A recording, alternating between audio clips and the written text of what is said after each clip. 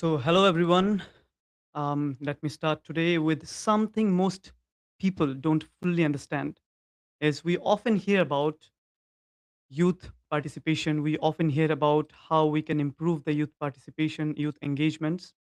But here we are giving a proper nudge and proper aspect of how the engagement should be. Because today we are really in a very good situation where we will be talking to the experts, we'll be talking to actual, the shapers, the global youth shapers. The engagement here I'm talking about is not just um, from a delusion or from an aspect which is like far away, but in an aspect that on the ground, on the grassroots level, and how we can connect with all youth.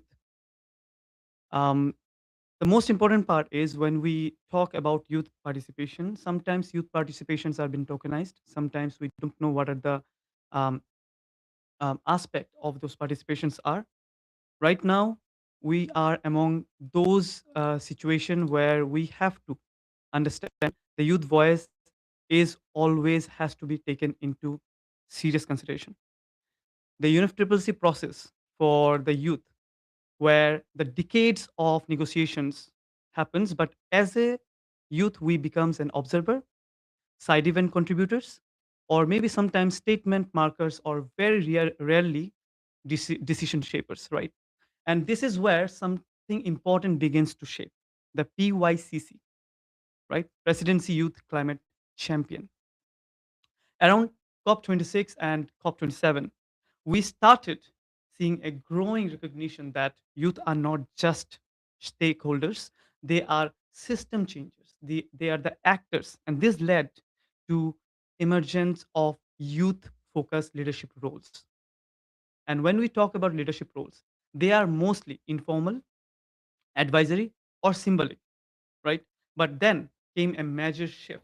The shift is COP29, a structural turning point. And when we talking about a structural turning point, first time at COP29 Azerbaijan, the role of the Presidency Youth Climate Champion, PYCC, was introduced, which was formalized, institutionalized, and recognized within the COP presidency structure, which is really interesting, right?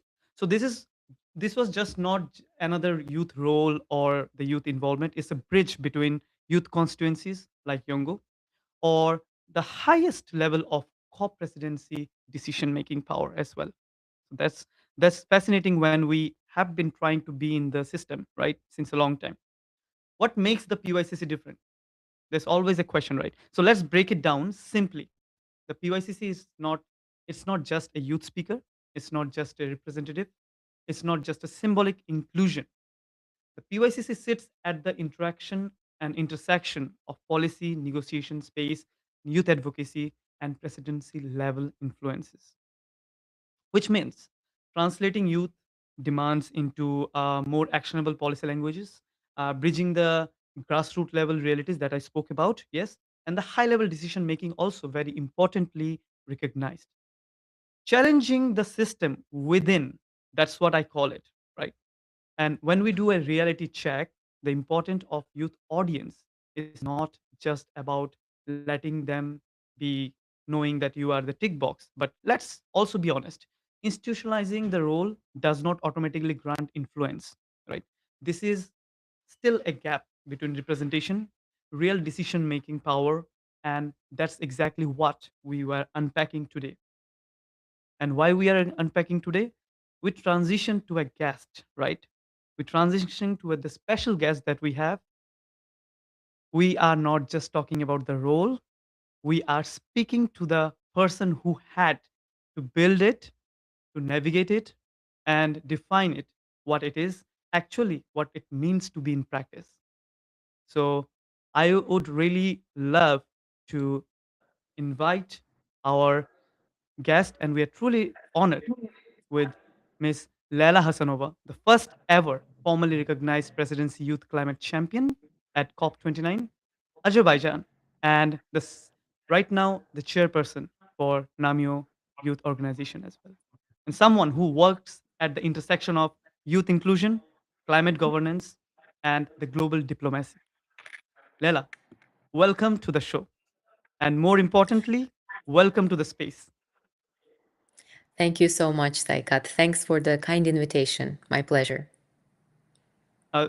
More to understand about the role, because I'm truly honored to be joined by someone who has been inspiring all the youths inside those spaces at the highest level. Right. So this is where it begins. Um, Lela, how you started your journey? Just want to introduce yourself, but we know yourself as a PYCC, but we want to know yourself Yes. as a human and as a youth, like how you challenge the status quo. Well, the journey started very, very long ago when I first went to school and even kindergarten. I was always very careful with the nature, with the planet, and I was always trying to bring those new perspectives, new ideas in my own family as well. Starting with small habits in daily usage of the things that we do. So the journey started, let's say, from kindergarten, and then my first ever introduction into the climate space and environmental challenges was when I was as a third year student during my bachelor's. So that's where it was. I think I was 19 years old. I started to be more curious about the issue and try to investigate and research more and more. That's fantastic.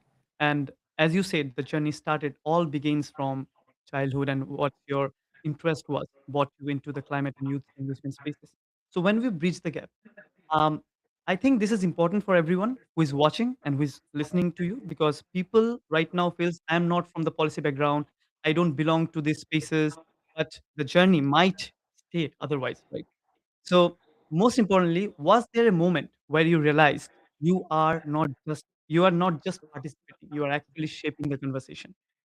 What was the first instant that you realized that? Of course, there were many, many moments. For the first time, when you just enter the space, it's really hard to see whether you are changing, you are shaping, or are you actually making a difference or no. But I think for me, the very first time was when I brought together all the things that we did, all the challenges together, and all the hard work.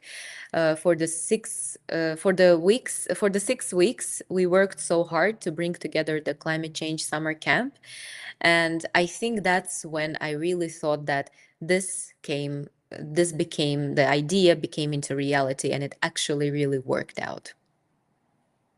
That's so inspiring to listen as well. And when we say welcome, we literally like cheering up because you are here. We are really, really excited as well. Uh, so let's go deeper into the role, right? So the presidency youth climate champion, because from outside it sounds very powerful, but many people don't know what actually it happens behind the scenes, right? So we call the behind the scenes. So can you define us what actually happens behind the scene? We really want to know what Leila does as a PYCC during the COP cycles. Of course, yeah. Of course, it sounds very nice and it sounds very cool, but honestly, when I was the first real feeling when I was appointed as the PYCC was a mix of pride and fear, really. But of course, the fear came first. Not fear exactly of the title, but of the responsibility, the luggage of responsibility that comes together with the title. So, because I knew this wasn't something symbolic, it was the first time this role was formally recognized within the UNFCCC processes and etc. And that meant that expectations were real and very, very high. And then very quickly, that fear turned into some kind of clarity in my head. I actually realized that it wasn't about being perfect, being amazing in what you do, but it was about opening the doors that were not actually open before for the children and youth in this space. So the feeling became like this really matters, and I have to get it right and correct, not just for myself, but for everyone who comes after me as well. This is really precise and what exactly we really wanted to know. And when we say about those aspects, because often we see youth panels, youth statements, youth delegations. But the real Yeah. question, where does the influence actually begins and happens, right? So this is what we always find it really truly intrusive. Yeah. So would So, you say yeah. like yes, Please. please go ahead. It No, will no, be quite please interesting. finish, and then I'll make my So mind youth, better. basically, I was saying that youth today had lot of overcomes to do, and between the visibility and impact. So what do you say about that challenges and There are actually, of course, many challenges in specifically in meaningful use inclusion. Because me myself, when I am already done with the mandate, but still have so many things to do, and I always hear this sentence, the meaningful use inclusion. So, actually, for me, meaningful use inclusion is much less visible than what people think about it. It's not just about being invited into the room and speak out of nice places, take photos, and etc. I truly think that it's about being a part of the process before the decisions are made, not after they are already shaped, done, signed, and that's it.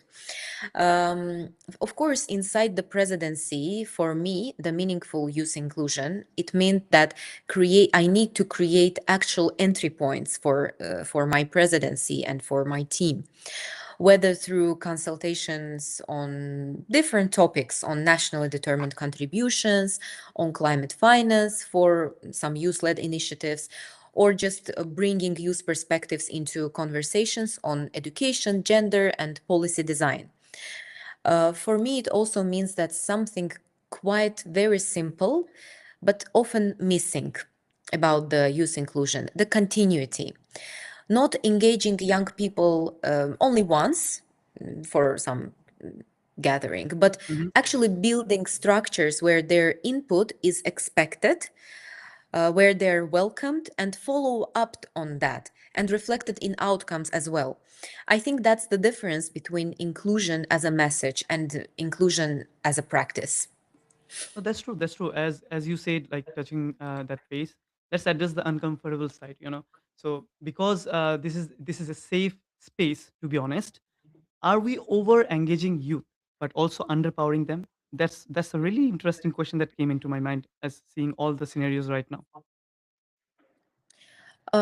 Sometimes over engaging might be the case because it comes, I mean, it creates doubts Mm-hmm. sometimes.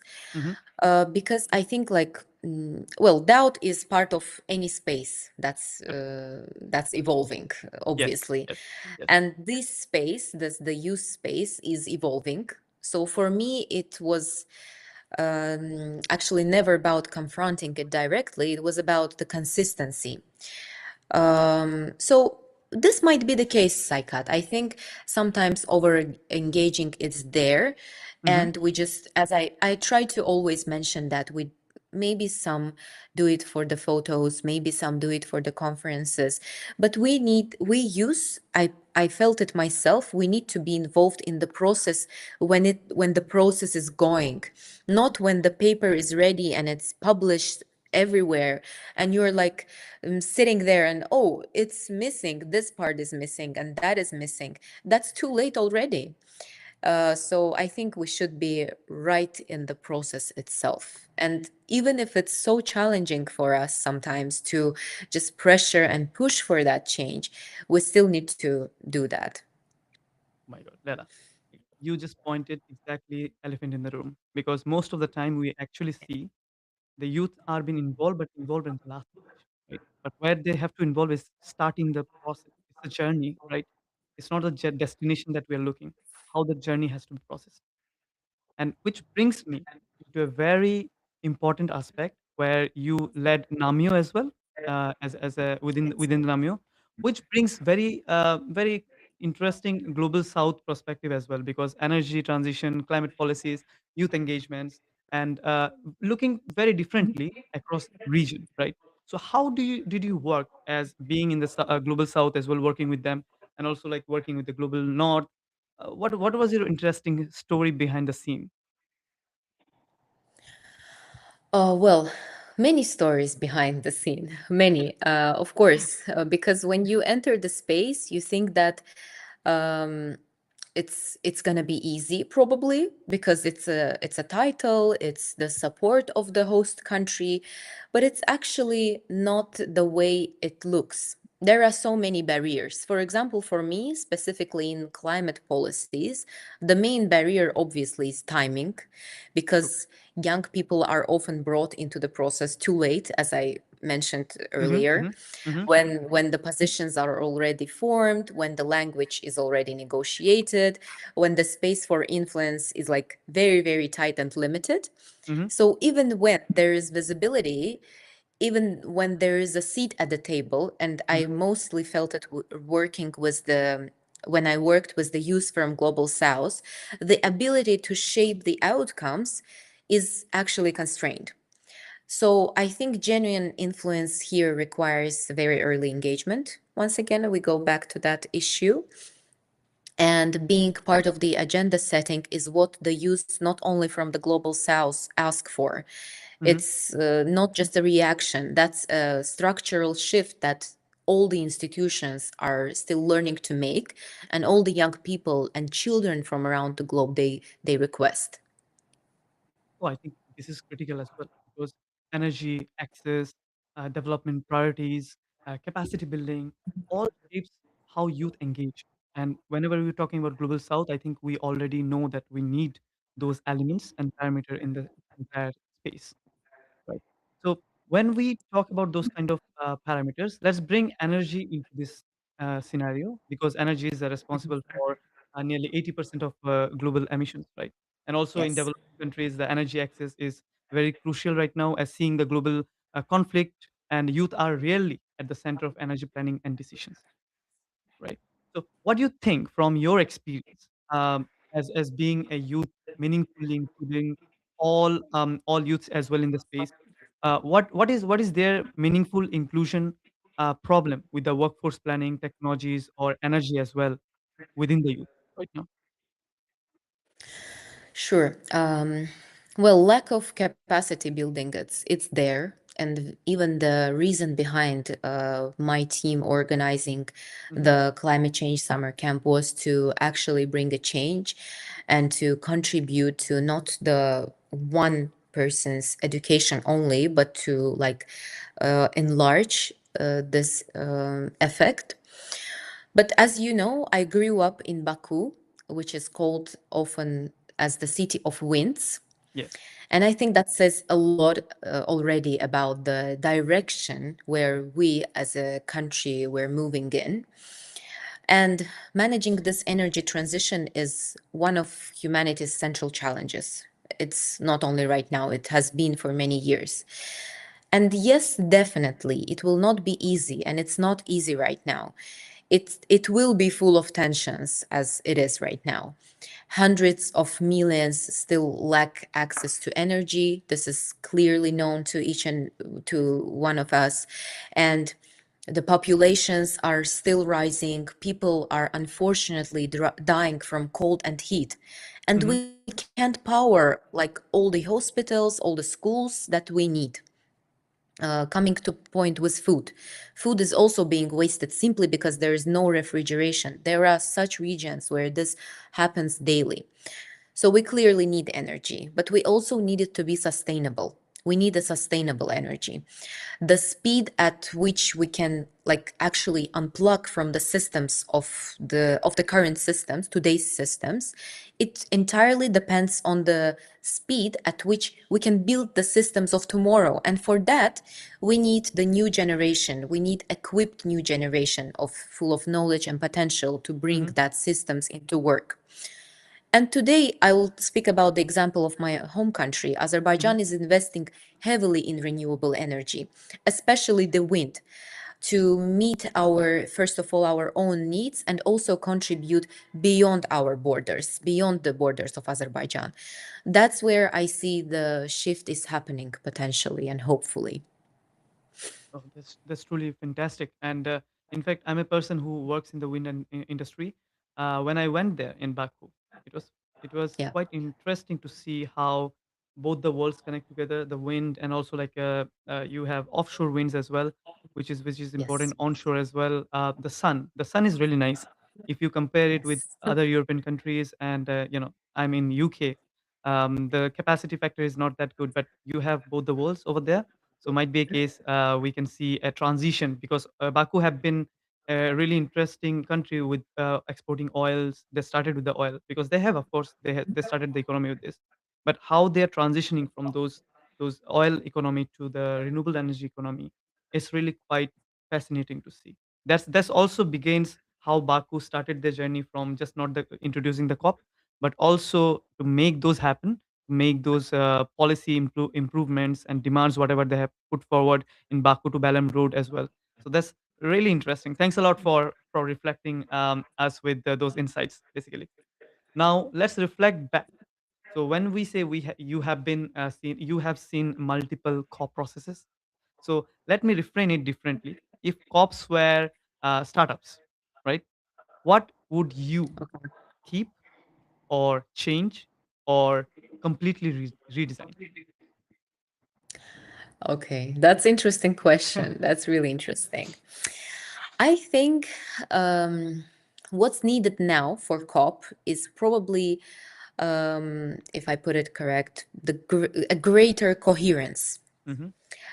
Greater coherence. Youth voices are definitely powerful, but they can sometimes be fragmented across regions, the priorities and approaches. And in a space like COP, coherence itself, it translates into influence. So I think COPs should be not just raising important issues, but presenting solutions during those conferences in a way that can be directly integrated into policy processes in general and globally.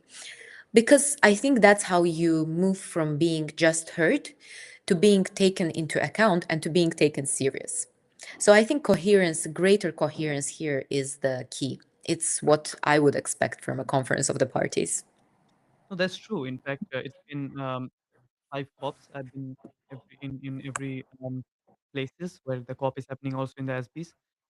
Actually, it's Yeah. connecting with what we thought as well. We need a coherence. We need proper, I think, restructure as well. Not the entire structure, but at least restructuring in terms of how we should put those agendas and thematics. Because right now, I think most of the people when we speak about the negotiators, maybe the people who are shaping the policies in COP, they also find it very crucially complicated sometimes. That how the UN processes became complicated, how they have like Very. these paragraphs, and then of course like one paragraph have one certain elements of articles, those articles, and many more. And imagine the youth has to come in, and we don't have the centralized process. We already have to go everywhere to find all the answers. I think decomplexifying is one of the word that I can use, like decomplexify it, you know. Exactly. Very perfectly put. Yeah. So one very interesting, question from, I think it would be a question from everyone. It's not from me. So, one lesson learned from the past COPs that you are still failing to implement. Well, a lesson learned. There are so many lessons learned. Actually, the PYCC COP29 PYCC report is Hmm. lessons learned. So we dedicated the full book Yeah. report to the learned lessons. Hmm. But maybe a lesson learned is that I would just go back in time and tell Hmm. myself that, Leila, you won't finish the work, and that's okay. That's totally fine because you're in a mandate for 2 years, Hmm. and this role is not designed to be like completed in one mandate. There was no such idea behind it. The role is part of something much longer and much bigger than any one person himself or herself. There will always be like things you wish you had more time for, conversations you want to deepen, or ideas, projects, startups you want to fully realize. But for me, what matters is that You move things forward. That's the lesson learned for me. And even if it's like by small step, it's a meaningful step. And to trust that person who comes after you, for example, the COP30 PYCC, hopefully the Australian presidency will soon announce the PYCC, he or she will carry it further. I think that's a Yeah. lesson that I learned, and that's how Mhm. this kind of work actually lasts and the way it works. Yes, definitely. Marcelo also doing a great job. I saw you and Marcelo working together last year, and one critical question. I think this is the most important question of the entire this show, the podcast, and like globally voted question: how you maintain yourself all the time? Like you are ready all the time. I saw you everywhere, going in every each and every events. Wherever I meet you, have a smile, always ready to give us a speech or anything which is youth inclusion. And very importantly, I never saw you tired. Very tired. Wow. How? We need to know that. The nation wants to know that. Well, that's very interesting. I have, okay. Um, that's a personal question. So, yeah, let's move from the real work to the behind the scenes. Yes. Well, Saikat, I'll be very honest. It's very hard, but it comes from my nature. I'm very positive at times, and this is something that the role itself brought to me as a person. As well, because I changed when I was appointed. I was Mhm. just 23 years old. Yes. This year, soon I'll become 26 years old. So 3 years, and the so many things changed. I always, okay, there is always a discussion going on here. I Hmm. always speak to my own self. Hmm. Leila, you are ready to do this, you are ready to do that. It's okay, you can handle this and you can handle that. Sometimes, of course, there are hardships. Everyone has them. You know, probably you haven't seen me tired, but I see myself tired. I think the tired Leila We is know. for home. It's for the behind the scenes. Yes, of course, as everyone, as a human being, I get tired as well. Sometimes I remember when it was COP in Baku, it was actually very tough for us, the 2 weeks. And it wasn't the 2 weeks for us. We were Mhm. preparing ourselves starting from January and then the whole presidency next year as well. Mhm. So it was really hard. And sometimes I was coming home from a day full of interviews and discussions and conversations and etc. And I was feeling my smile just like this, and it couldn't stop because I realized that it hurts. I Muscle smiled memory. all the time. Yes. I was like this sitting at home, and then I realized, okay, stop, there's no camera, just stop smiling. So yeah, it's actually really hard sometimes, and it's funny, but what you need is many say that sometimes to believe in you, it's someone to believe in you, but actually it's you yourself who needs to believe in your own power and go with it. Yes, It's all definitely, here in the mind. definitely. And see, this question, why I told that this question is really crucial. How many youth follows you, right? And it takes a lot of motivation from your side. But Yeah, if you remember last year in CYP, the Children and Youth Pavilion, I was yeah, one of the people point as well. I met you several times over there. We had the mental health corner, right? And yeah, in the mental health corner, we saw number of footfall. Literally, like they came in, they were so open, the space was so good. Actually, if we are in the youth space, it sometimes happens that you are burnout and you are of exerting course, yourself so much to just get of course. something done within some stipulated period of time, which cannot be done, but at least you Yeah, tried, right? And no one is yeah, there to tell you that you did good and how of it is course. important to just make sure that you are well, you are okay, you are really like how you're doing yourself. And you give the answer to everyone that being the role model of every youth as well, you have to take care of yourself. You have to also see that, okay, how much you're doing.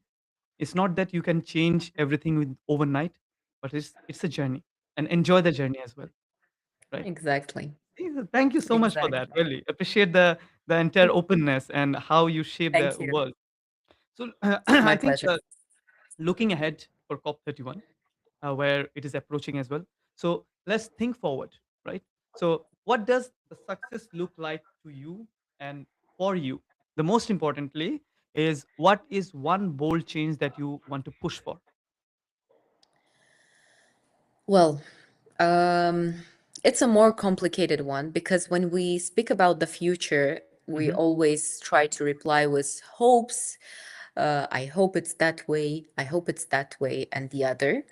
Hmm. But I'll go back to the beginning of our discussion and say that I really want to see young people be included from the very beginning, and the real changes, not the written script at the end and shared with everyone, that parties that goes to the parties and constituencies, so this is signed and the already agreed text, but actually something that young people can put forward, agree upon, and that can be in the future decision making as well. So being included from the very beginning, I would love to see that coherence, as I mentioned previously.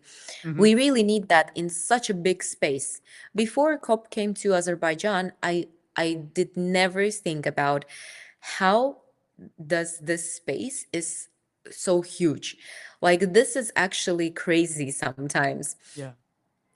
For the COP30, I saw the same, and I'm sure in Turkey it will also be a very big space with all the stakeholders included. And I'm sure that the process will be really, really inclusive, taking into account that we have now Turkey and Australia together.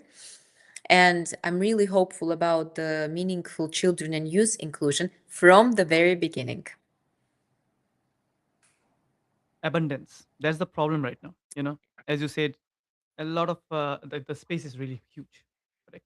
Yeah, And we are right now going through an era of misinformation, disinformation. And when we have data and resources available everywhere, we don't know exactly what is true, what is wrong. But it's abundance, and sometimes abundance can be harmful to get exactly what we are, because we get very confused where to go, what to do, where to start. Oh my god, so much of information. I think I'm not good enough yes, here. So I think, yes, you're right. When we start our journey from very start, making our foundation very clear, that's where the journey becomes smooth, and we understand, okay, everything links together, which is misinformation, which is disinformation, and where we have to step in. And thanks a lot for actually bringing up this topic. We youth are going through a huge change of era. It's not the just transitioning yeah, era, it's the era of AI. How many AI that we have right now? Imagine how many of information that we have everywhere, but we don't know what exactly is true, what is wrong, or where to start as well. that's right. That's right, exactly. Mm. And when I'm thinking about this discussion, I think we are getting too serious about the discussions. Let's go to the fun segment, the real impact and Let's. tokenization. Right? Okay, okay, So it's all right. So it's a quick game. Tell me, okay, either it's a real impact or tokenism, according to you. So I'll say one or two words, and you have to just okay, say, okay, this is tokenism or this is real impact, right? okay, And I have my sure. cue cards ready, and within 1 second, let's go. So youth panel at COP, Real impact. youth statement, Real impact. youth delegation in negotiations, Both might be. Depends uh-huh. on the country. Yeah. Climate hackathons, The real impact. I saw it in Azerbaijan. The real impact. Yes. climate talks and interviews. Real impact. You get to know the behind the scenes. Okay. Um, youth as an observer. It's a real impact as well, I think. Yeah. I Mhm. truly believe in our mission. No, I can see your optimism really, and it's interesting that, Yes. okay, we always think about, it's a fine line, when we talk about real Yeah, impact yeah, or yeah. it's a tokenism. It's really a fine line. Depends on what exactly on the ground we are facing, but the entire Yes, process is been shaped in a way that it should get the real impact. So yes, I exactly. think your answer was quite smart, as I know that you will always answer as accordingly. But yes. But I Yes. think we can move ahead with a rapid fire round. Now we will see how Let's go. rapidly you can give the answers, right? So it's a rapid fire Okay. round. Tell me what comes in your mind in one word, right? Okay. So Okay. say COP29 in one word, youth today. What is COP29 in one word, and what is youth today in one word? COP29 is, in one word, is for me unforgettable. Hmm. And what was the second one? Useful? Youth in Use. COP29. Wait. Okay. Unstoppable. Uh-huh. Okay, so Yeah. empowered or symbolic? Once again, sorry. The Empowered. youth today is Uh huh. empowered Uh or huh. symbolic? Empowered. Uh-huh. Definitely. Um, Biggest gap is access or influence? Influence. Uh-huh. Energy transition is inclusive or elite driven? It's inclusive. It should be more inclusive. Mhm. Nice. Um, COP31, hopeful or critical? It's critical. It's critical. And last but not the least, PYCC will evolve or it will change? It will evolve, of course. Okay. It will evolve. Yeah, definitely.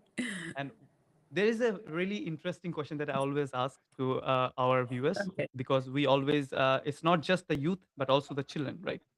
That we comes in. Yes. So how you will explain climate negotiation in one sentence to a 15 years old or below child? Um, it's really hard to explain in one sentence or word. Mhm. It's one sentence, not one word. Of course, it is critical. Okay. Like, give me a while. Give me a while.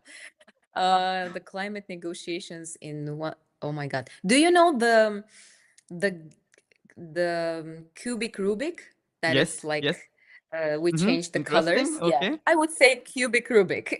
It's like cubic Rubik. You need to get the lines correct and maybe sometimes involve the some other people so that they see it from different perspective and get it the colors together.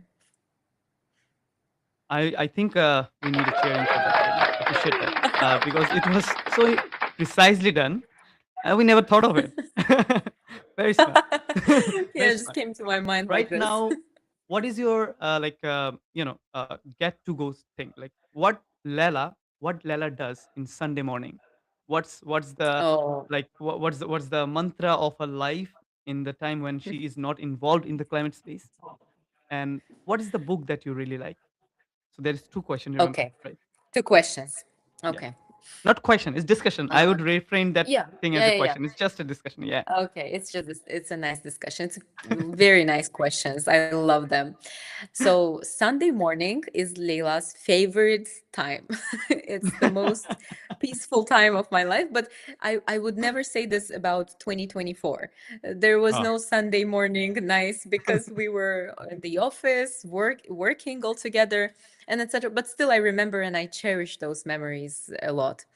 So on a Sunday morning, I actually wake up. I have time with my own self and my own thoughts. Definitely a cup of hot water. It's what I Mhm. start with every morning.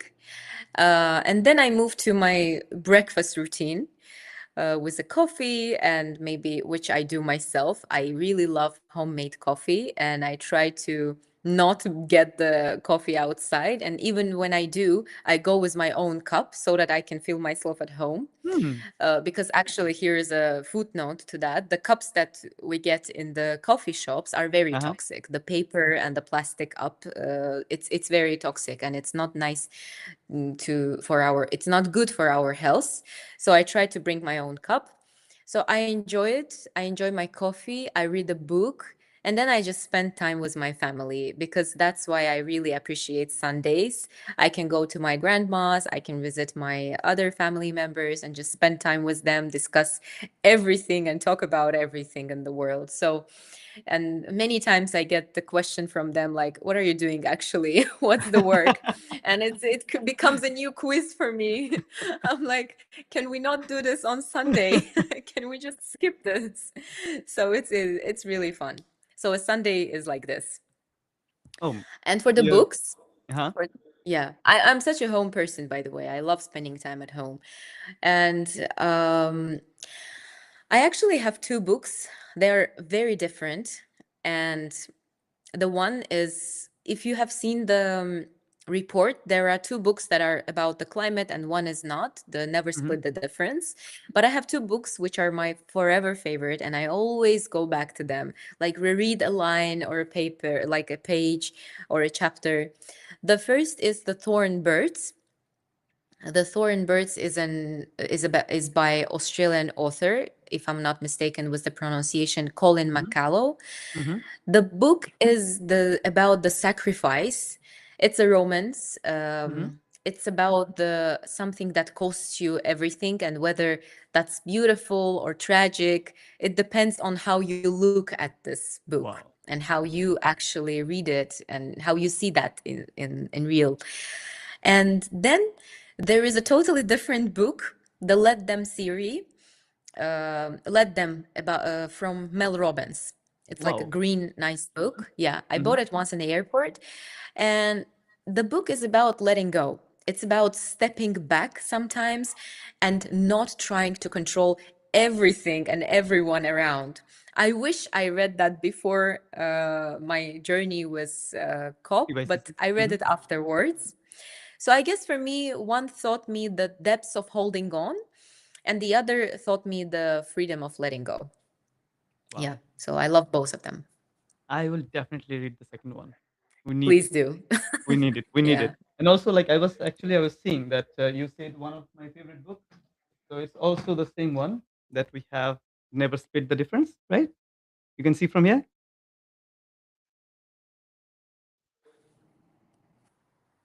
Yes. Yes, that's Yeah. perfect. So Yeah, yeah. I really read it, and it's so good, so nice because it actually teaches you not just the negotiation, but exactly what you need, right?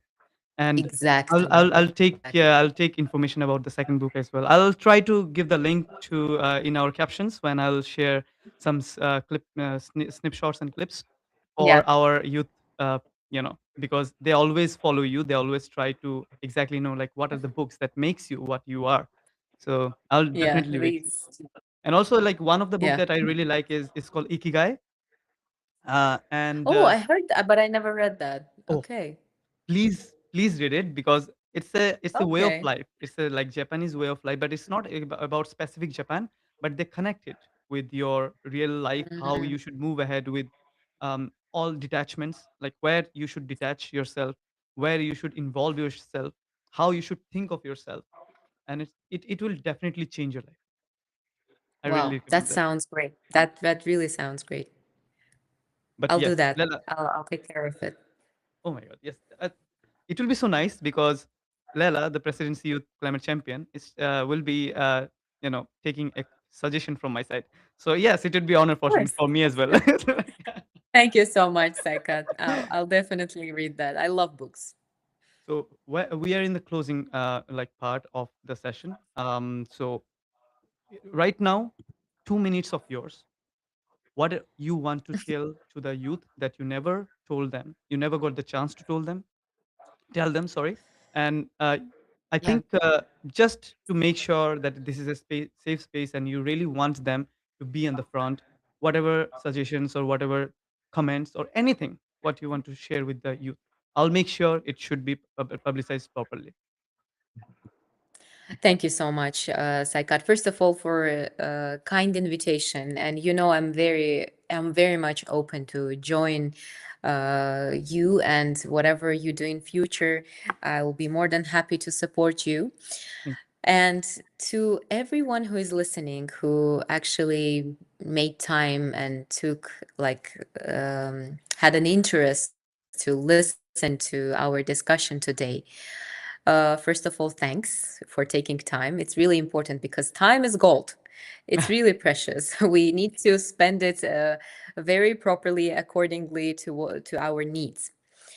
I'll just say to all those listening, always stick to your instincts. Your heart, it will actually never put you in doubt. The mind can put you in doubt, but your heart, your instinct, it will never put you in doubt.